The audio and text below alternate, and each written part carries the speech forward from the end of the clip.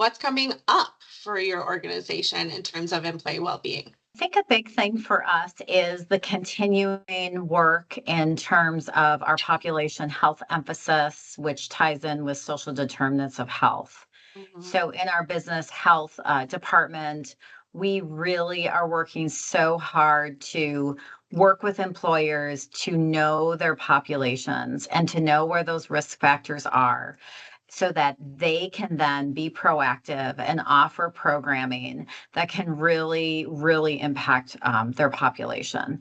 So just helping them do things like having roster management so they can see who is due for a screening that maybe we could give a phone call to, or who is at risk for transportation, for housing, for nutritious food, those types of things, so that they're able to really say, hey, we as an organization can do something about this, because we all know that happy, healthy employees are better employees in terms of productivity and what they bring to a workplace. So it's really a win-win when we have organizations that want to dig into that data with us.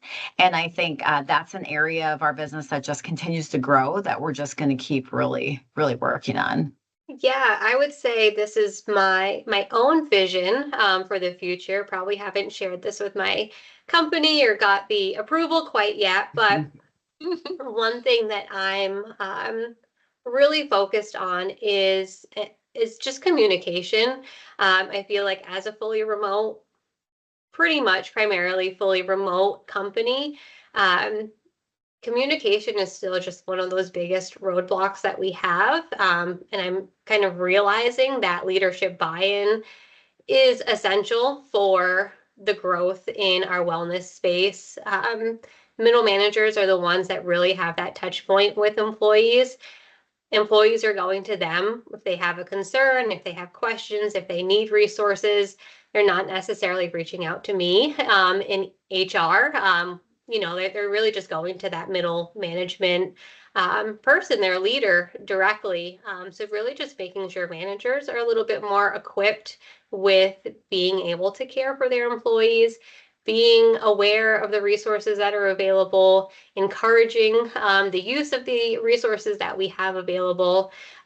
So kind of like that mix of communication with that leadership buy-in, really just to make sure that we are fully reaching all of our employees, and just, having as much promotion as we can throughout the company. So that's my goal and my vision, and I hope we can continue to try to move the dial a little bit in that direction. Yeah, that's really good insight, especially from a remote or fully remote organization. Is there anything you wanted to add, Erin, to your piece?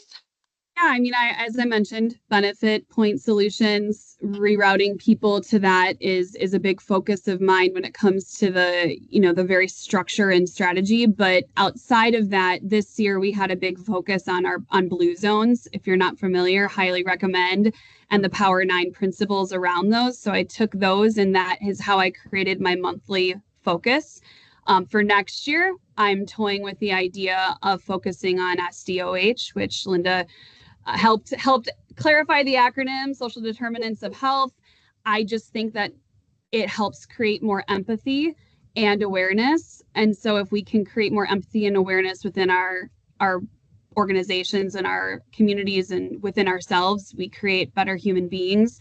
And so SDOH is something I'm very passionate about. And if you can bring more light to it, create programming around it, whether it's education, awareness, events, initiatives, new vendor partnerships, even, all of that is going to get you to a better place with your well-being strategy.